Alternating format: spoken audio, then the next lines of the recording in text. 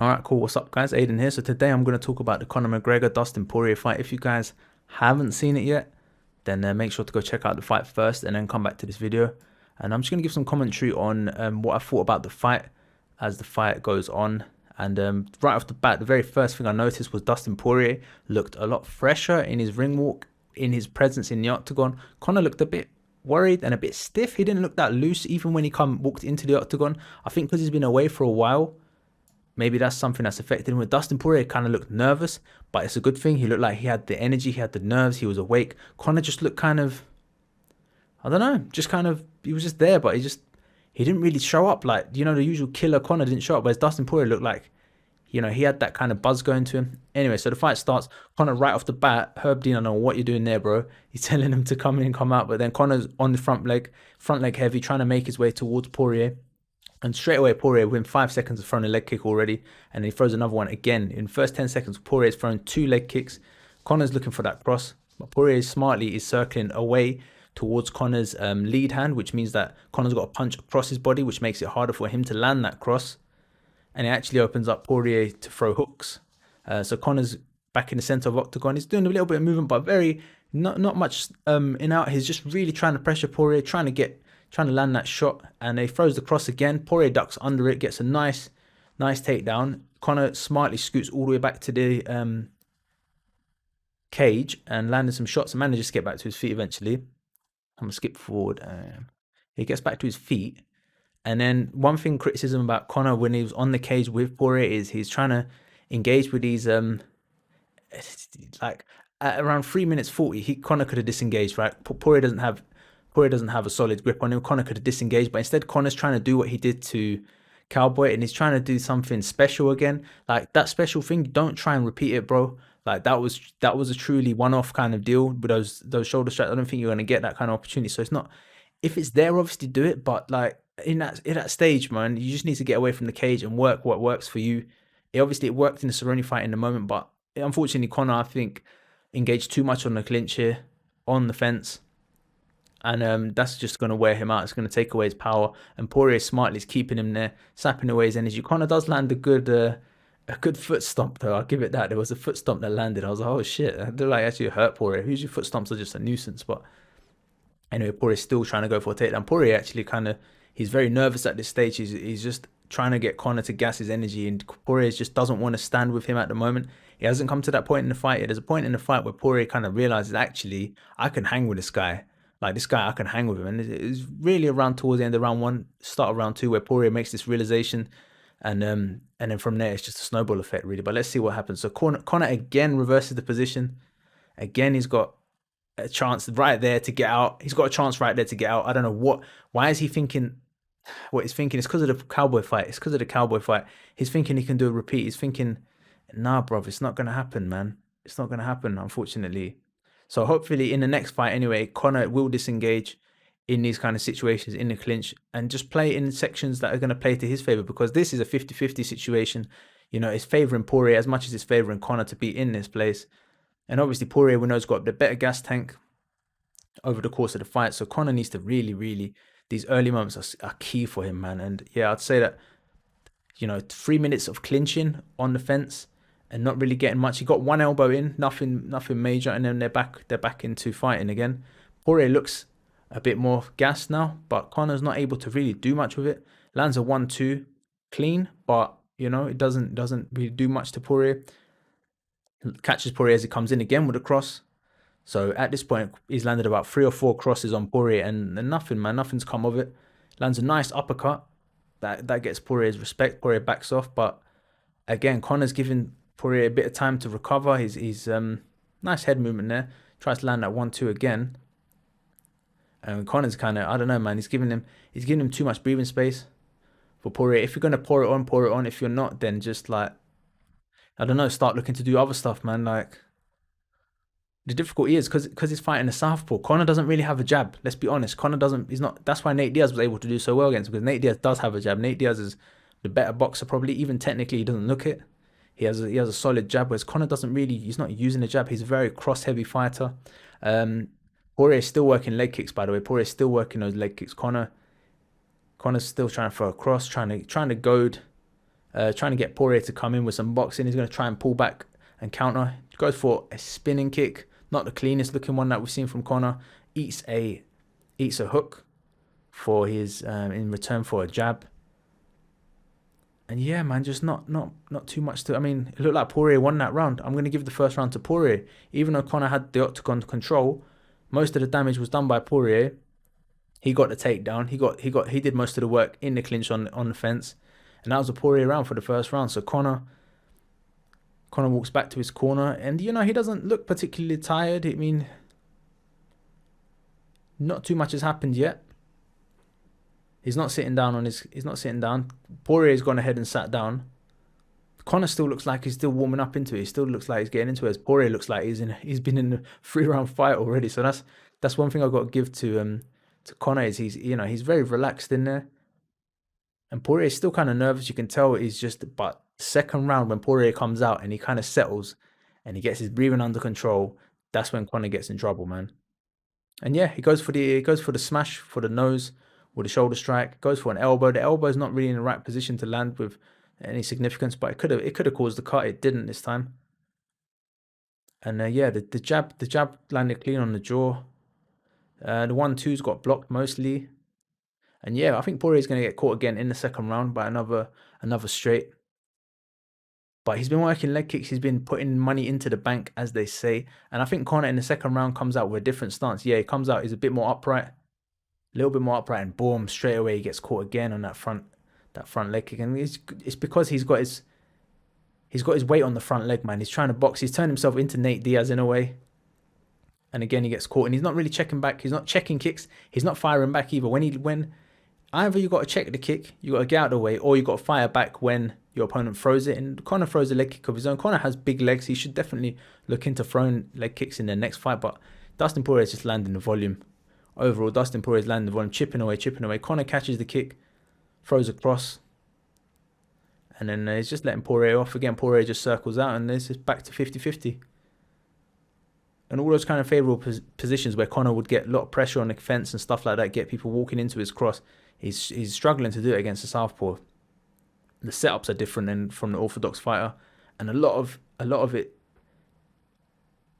is just, I don't know, Dustin Poirier is just using the right strategy, man. He's circling. If you circle towards the jab hand, you're going to be safer than if you circle towards the cross hand. There's less opportunity for the guy to open up. If the guy doesn't have a solid jab anyway or a hook, then yeah, you're pretty good just circling to your left as a southpaw, because you can catch him with a hook. It's because the angles that you expose are much less, so it makes it harder for someone like McGregor to land, clean with that cross. Here he catches Poirier's leg and just throws back a kick. He didn't really know what to do with it there, so that's something there right there. He can work on in the camp. He's caught another kick, so something they can work on is the Thai style. Try and incorporate some sweeps into it. Lands a nice leg kick there. If Conor's gonna fight this way, he needs to start looking at Jose Aldo and see what Jose Aldo did right with the leg kicks, with the combination stuff. If he's gonna do that Dutch style kickboxing from now on, if that's what he's gonna change to, he needs to get the right coaches to be able to drill them kind of things, because he's missing kicks at the moment. At the moment, he's missing the sweeps. He's not throwing. If you're gonna be throwing Muay Thai style, you need to be throwing elbows and stuff. Instead, he just looks like he's trying to box, bro. And unfortunately, that makes it easy for Poirier, because Poirier can see the shot coming as well. He's seeing the shot coming because there's not a variety coming. It's a 1-2 again, 1-2 again, and again, and he keeps. Conor's got this bad habit that I don't know where he's picked up from, where he keeps trying to catch leg kicks with his hands. And here on the fence, he's trying to do some Anderson Silva, and you need to be moving. You need to be circling off. Why is he staying there? Why is he staying there? Why is he staying there? Why is he staying there? Boom! He gets caught clean, and that's it. And that's it. He should not have stayed there on the fence. You know what? He should have been circling out. So some things for Conor to work on for the next fight. Obviously, I'm not his coach. I ain't a fucking professional trainer, but I can tell you just looking at it, he needs to look at defensively being able to circle off the fence, not hanging around there. Offensively, incorporating leg kicks, incorporating knees, incorporating elbows, incorporating sweeps. If he's gonna fight the Thai fighter style, which I think he's trying to do, this kind of boxing heavy style, because he's worried about his cardio. After the Diaz fight, when he threw a lot of kicks and he gassed out in their first fight, we haven't seen him do that before, and that was Conor's style. Unfortunately, I think for him, he needs to go back to featherweight if he's going to use that old school Conor style with all the kicks, with all the flashy kicks, which work well, chipping away at the body with spinning kicks, with teeps to the body, which is the Conor that we all know. or if he's going to change his style to this more power heavy guy, then he needs to incorporate more weapons into his arsenal because it's not a boxing match. So, we saw opportunities there. He caught Dustin's leg about 2, 3 times. From there, we should be seeing sweeps. We should be seeing clinch work. We should be seeing knees. We should be seeing just, I don't know, different ways. Like you can off balance a guy by using, if you got his leg, and just landing off that, dissuading the opponent. At the end of the day, if he's not going to check the kicks, if he and he's able to catch them, it's just, again, it's the reflexes, man. They got the wrong reflexes drilled into him at the moment, and maybe it's because his sparring partners aren't throwing enough leg kicks, or maybe he's getting favorable matchups in sparring. He needs to get less favorable matchups in sparring, going against people who can beat him and make him uncomfortable. Do the stuff that Dustin Poirier did to him. And Dustin Poirier, hats off to him. He come out there to fight. He did what he needed to do to win that fight. And apparently there's going to be a trilogy fight. Apparently there's going to be a trilogy. There should be a third one. Do you know what? Do you know what's one thing that's annoying about the UFC is these fighters don't get tune-up fights. Like Conor's been away for a year. He's been really inactive for the last 4 years. It's just a shame that they don't have tune-up fights so that we can see, because we didn't see Conor at his best against Dustin Poirier at his best, whereas Dustin Poirier is probably, this is the Dustin Poirier we know. I'd say round one, Dustin, maybe he was a bit over enthusiastic. He got a bit tired early, but other than that, Dustin Poirier put on a smashing performance. But Conor didn't, and that's a shame. And hopefully in the third fight, Conor can make some adjustments. And again, like I said, if you're going to be catching kicks, then you got to be sweeping. Get a few sweeps into your arsenal. If you're going to be getting caught as well by kicks, get some checks going. If you're going to actually let the kick land on your thigh, get some hooks going off it. Like Kung Lee, for example, he knocked out Rich Franklin. He took a kick to the thigh. He returns with a counter hook, and that's like a Sanshao thing that they do. They take it on the thigh and they'll counter back with punches, or they counter back with a kick.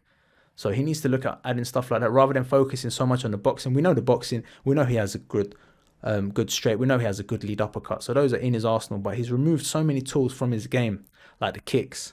The kicks we saw against Cowboy Cerrone was something else compared to the kicks we just seen in round 2. So he's clearly not been drilling the kicks like he would have been doing. And that's just, it's a shame, because Conor, the old kind of Conor, the one that we saw against Eddie Alvarez, is kind of the one that I think he tried to do here as well, but it's just not quite. He's not as sharp as he was back then, so he needs to add other tools to his arsenal, man. That's what he needs to do for his next fight. And yeah, good fight. And I was screaming at the top of my lungs when I saw it, man. I was quite happy for Dustin Poirier, to be honest, because I was just, he just did what he needed to do, and I was supporting Dustin Poirier actually in round 2.